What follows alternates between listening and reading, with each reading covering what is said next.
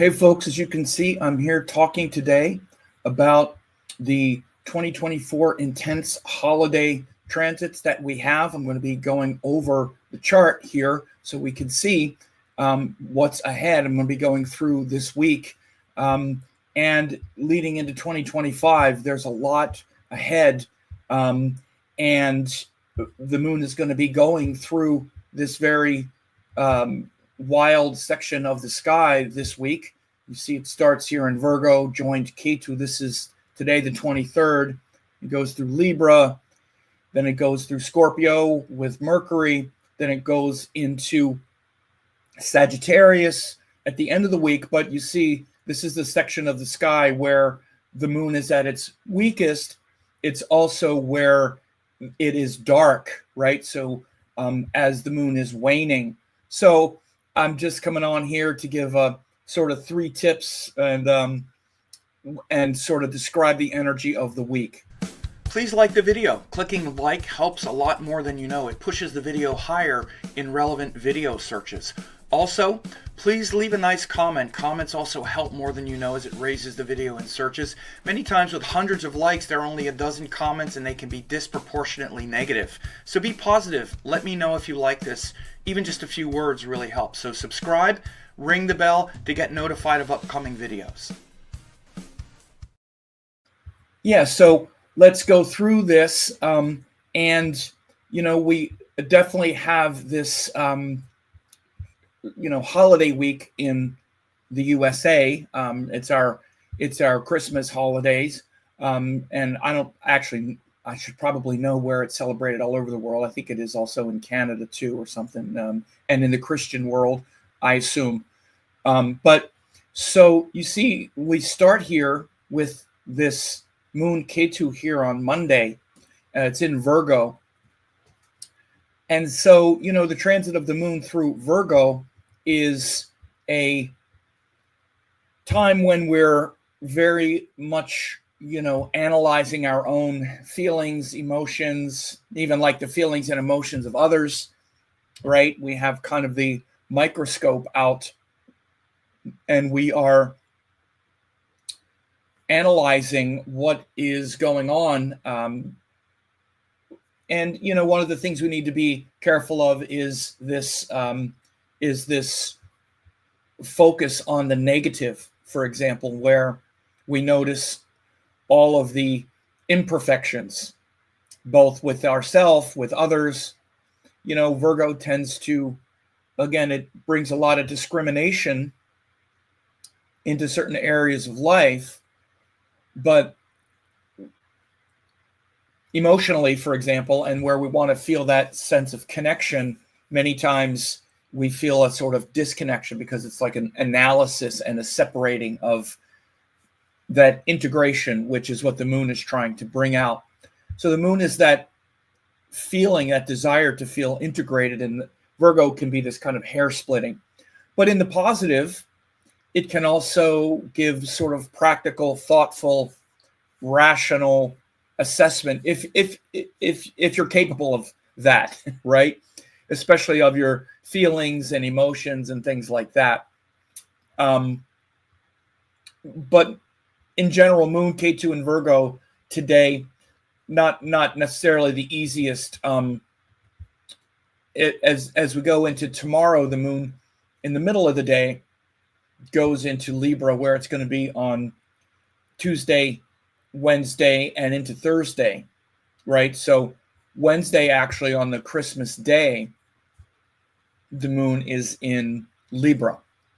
So Tuesday on Christmas Eve, then Libra, and then the day after, the moon is in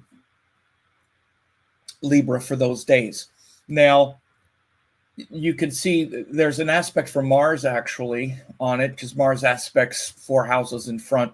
And Libra, again, we can think of Libra as a gentle sign, as a sign where there is,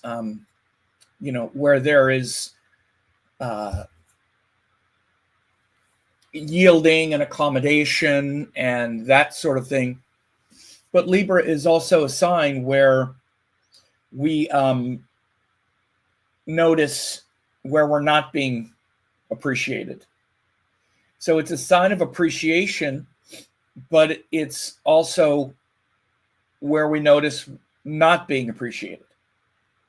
So it's both appreciation and a sort of lack of appreciation, or at least noticing.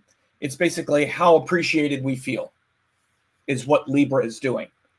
Now, again, certain planets do very well in Libra, Mercury, Venus, Saturn especially, because they're kind of sensible, rational energies. They're accommodating by nature. They're not emotional. And the moon is kind of back and forth. It's not such an easy sign. And again, the moon gets close to its debilitation here. And you have to understand that the debilitation isn't the sign, it's a degree. The moon's debilitation is at 3 degrees of Scorpio, right? And especially when you get to the end of Libra, the nakshatra of Vishaka, for example, which is the nakshatra where the moon is debilitated, the moon is not so easy there, right? Because it's where we're very aware and we feel emotionally that the inequities in life. So this can be, again, more tricky and confusing than you might think, right? Because it's like, oh, Libra, okay. And we tend to get into simplicities with astrology. Well, it's a nice one. It's ruled by Venus, so that's good. It's nice. It's good, right? Right? Rather than looking at dignity, which is more complex and nuanced, we look at simplicity. Well, the moon, that's a good one, and Libra, that's a good one. Moon, they're all, they're nice, right? But we don't look at the nature of the thing. They're nice in different ways or want different things and all like that. So this is why when you break out the kind of nuance of the moon through Libra, it's more complicated than it seems. And so this is what can happen. You want to notice this on Christmas Day or with your interactions. Notice this feeling of being disrespected, right? This feeling of disrespect that can really come into play. And then on Friday, Saturday, the moon is going to go, and into Sunday, the moon is going to go into Scorpio, and I'll talk about that in a second. Folks, as you know, 2025 is right around the corner. I'm making some readings to get you ready and get you on track for 2025. We have some big changes that are happening. Saturn is going to be moving into Pisces, where we're dissolving structure, whether we want to or not. Jupiter's moving into Gemini, expanding ideas, but also expanding disinformation and bad ideas. Nodes move into the Aquarius Leo axis, where we're serving culture or king. Also a lot of other things ahead, numerous retrograde cycles, including Venus retrograde, a lot of energy on Pisces early in the year. I'm doing these quick readings that are based on, I say quick, it's a 30-minute assessment of your chart, your dashas, and all of these shifts that are coming. So again, a lot coming up, eclipse cycles, and a lot more. So check it out and register for the reading while you can. Yeah, if you did want me to look at your chart for 2025, you can do that. And I have this slide up here. It's actually one of 3 things that I have been offering. There's a free Vedic Astrology forecast, right? The 2025 Vedic Astrology forecast. The links are below the video where you see that. And then there's also the forecast for your sign, where I take the 10 most important shifts of 2025 and do it for each sign. So if you're Leo, then those 10 important shifts are different than if you're, Sagittarius, etc. And then there's the personal reading that I just mentioned. So you can visit the links below to see that, and register for those. It's a big year ahead, huge things happening. So to continue here, as we go after Christmas and we have this transit through Scorpio, you see this is on Friday. The moon goes into Scorpio. Friday, that's the 27th. And then Saturday, the 28th. And then even this is the middle of the day on Sunday, the 29th. the moon then pokes its head into Sagittarius, and it's that new moon, so the moon is very dark. So again, the thing that's happening after the Libra Christmas, and literally like it's Libra on Christmas Eve, Christmas, and the day after, right? So that's again, that's where you could be sort of primed for like feeling unappreciated or something like that, right? You could be sort of, that's almost sort of like prime, sort of, prime time for those kinds of things. So again, after that, then we get into Friday, the 27th. The moon now goes into Scorpio. This is where it's in its deepest debilitation, and the rest of the week. So the reason the moon's debilitated in Scorpio is because of the, because Scorpio is where the emotions are protective. We're like protective. We can be kind of expecting that we're, in a vulnerable position. Because again, when you think about even like your family or your romantic partnerships, let's even just use like the romantic partnerships, because this is one of the biggest ones. When you get into that Libra dynamic with someone and you are sharing intense desires with them, right? Really with all Libra interactions, which include even like business agreements, because even business agreements are where you're vulnerable because you put like your money and your resources and your energy on the line and your reputation on the line. Again, so that's very much a Libra thing. People tend to think that Libra is just romantic relationships, but it's not. It's also any deep interaction. So we're vulnerable in those situations. And we feel that vulnerability in Scorpio because we've all felt mistreated and abused, and we have been mistreated and abused before. It's not like we just feel it. We know that we're vulnerable in certain aspects of life, and we want to alleviate that and protect ourselves. So Scorpio is where we're aware of how vulnerable we are when we allow people to be intimate, once we become intimate with someone. So that's the environment of Scorpio. Now, it doesn't mean necessarily that it's going to play out in some kind of sinister way, but that's the environment. Like, I'm vulnerable. I have to protect myself. I have to make sure I don't get mistreated because I know I have before, etc. So from there, it can also be a very deeply, again, sort of like devotional sign. And where we then realize, okay, I'm just worried about trying to control things that I can't control. Again, and that's another just big Scorpio sort of trigger word. I don't have control, right? You don't have control. Wake up to that and just accept it. And you're not going to be so worried about losing the thing you never had. So this is why the moon, that part of us that just wants to feel comfortable, literally the first thing is the moon wants to be comfortable. And it's what we're comfortable with. This is why if someone grew up with abuse, they're comfortable with abuse. They're comfortable in abusive situations. Not because they like it, it's because they're comfortable with it. That feels like home. So again, that's what the moon is, that thing that we're comfortable with. So when the moon goes through Scorpio, it's this environment of a kind of a sense of alarm. The moon is in that dignity, which is often called alarmed when you look at the deep toddy of Ashtas. And it's also going to join Mercury, which has been going back and forth there for a while. So we've been cycling through these Scorpio stories the last, couple months as Mercury has been in Scorpio forward and retrograde. So the moon is going to hit that.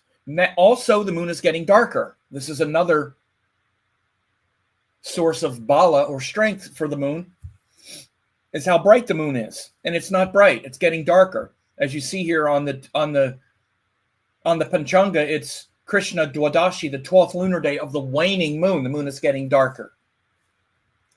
So these couple days, Friday and Saturday and half a Sunday, again, this is in the Western world. The moon is getting dark. It's hitting that retrograde Mercury, and it's in Scorpio. So these could be some tough days. Now, a few other things. Jupiter is aspecting. So it's a great time to connect with gurus and teachers, higher teaching, higher wisdom. That's there. Saturn is also aspecting. So the sun of Scorpio is getting the double aspect of Saturn and Jupiter, which is an important principle. Any sign, any particular Rashi that's getting the double planetary aspect of Saturn and Jupiter is particularly lit up. And right now, 20 degrees of Scorpio, even right where I have, well, actually, that's where Mercury is. By the time we hit the 27th, Mercury is 20 degrees. You see Saturn is 20 and Jupiter is 19 and retrograde. So especially as we get on the 28th, that would be Saturday. Friday, Saturday, the moon in Scorpio is joined Mercury. It's also aspected retrograde Jupiter and Saturn, and it's very dark. So that means we're kind of emptied out, and there's an environment of suspicion and potential vulnerability, but there's also Guru's grace coming in here. This is the Jupiter.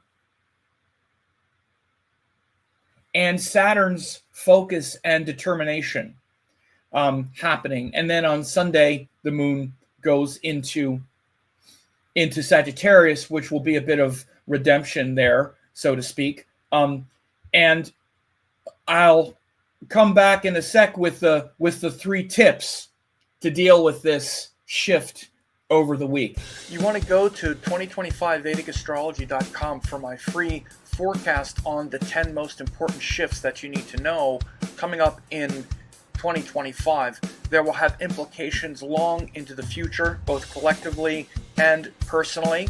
Mars between Gemini and Cancer from January 1st to June 6th. We have Venus retrograde. We have Mercury retrograde. We have solar eclipse in Pisces, Saturn in Aquarius. Rahu and Ketu move from where they're at now to the Aquarius-Leo axis. We also have Jupiter going into Gemini. All of these things are going to affect you, and you'll want to know how. So just register. It's free. Go to 2025vedicastrology.com. It's very easy, and you'll really get a lot out of this. Yeah, please do that. Again, it's a free web class. It's actually 12 most important shifts. And again, you see it's part of this offering, this 2025 offering. You can also get it for your sign, and you can follow the links below the video for that. So what are the 3 tips that we can use here throughout the week? Well, first of all, again, we want to understand the true nature of the moon. And I've been explaining it the whole time. The moon is what we're comfortable with.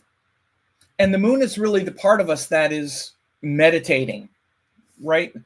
It's why it's hard to meditate. No one likes it. And eventually, though, this is why we need devotion. When there's devotion and there's love, what's called bhakti, then it's much easier to meditate.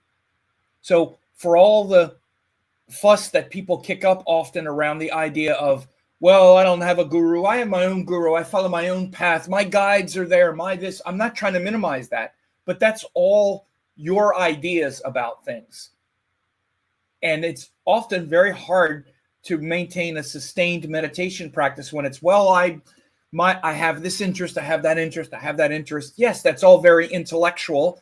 And this is why, for example, situations like when the moon is in Virgo with Ketu, well, that's all kinds of like mental, okay, what are my guides telling me? Okay, let me find this thing.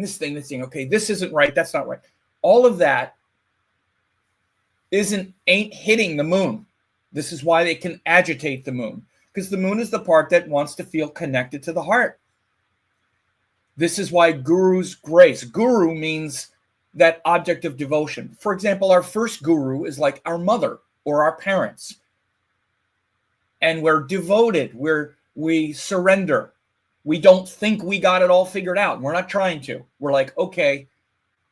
And by the way, that's why All of us, by the way, were disappointed by our parents and felt mistreated at times and not understood. So all of us carry this with us where we don't trust. But that's why we have to return to that simplicity of the heart.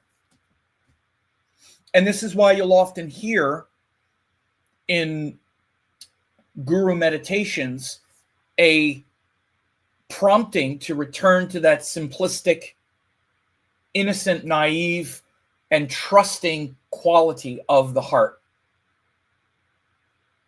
When that's there, meditation is much easier because you're not afraid of letting go, being vulnerable, surrendering the illusion of control. Right? So these are all the things that I also mentioned, which are, for example, the difficult quality of Scorpio is the illusion of control is very big. We're like, there's no illusion. I am in control. And let me show you, right? Like this kind of thing, it's a real burden for us to carry. And our ego revolves around this more than anything. And ego, again, it's not a bad word. It's not like some criticism. It's simply a fact. We have this false identity, and it mostly revolves around how we feel. We have a bunch of ideas, but underneath it all, we feel a certain way. So the first thing to notice this week, let's say, as the moon goes through this dark phase and this rebirth, because it's also a rebirth, which is going to be another one of the tips, is to return to simplicity. Simplify. Don't overcomplicate, and allow that simplistic nature to emerge. I intentionally prompt myself to go back into those naive parts of my own psyche. One of the ways that I do it, it's the easiest way for me, is through music. And I'm not talking about even devotional music. I'm talking about the music like I used to hear when I was a kid. Because music just takes me wherever I was at the time. Music is like an imprint. It's like a moment in time. If you have that relationship with music, go back and listen. This is I guess a tip or just something that I do. Go back and listen to some of that music that really connected you to the heart when you were like, as early as you can remember, 5, 6, 7, 8, or like when you started elementary school, or even back at a time when you were very open and innocent. Like for me, I can go back, for me, it was music of the late 60s, early 70s, and then also forward as well. But I'll go back and listen to some of that, like, even sort of corny pop music. By the way, there was some amazing music back then. People don't realize, people of my age grew up in an era where the music was just so incredible from very early on. And when you hear that, it evokes, or it can evoke, a kind of return to innocence. Try it. Maybe for some people it smells and other things. I don't have any connection with that stuff, or maybe other things. But do something to prompt that innocent recollection. Reclaim that innocent ground, that innocent territory. Return again to that innocent mind. Try that on this week, because again, that's also the nature of the whole cycle. So the first thing is to understand the nature of the heart and return to innocence. Simplify things. I just made a very complicated way to say simplify, which was really the simple thing. Simplify. Because Virgo, all this overcomplicates.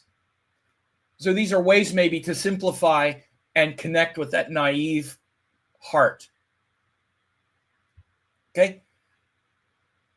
So simplify, and then, reflect, internalize, meditate, surrender. These are kind of mixed together, but when you simplify, it's much easier to then internalize. Go inward, again, because there's a lot of this inward focus.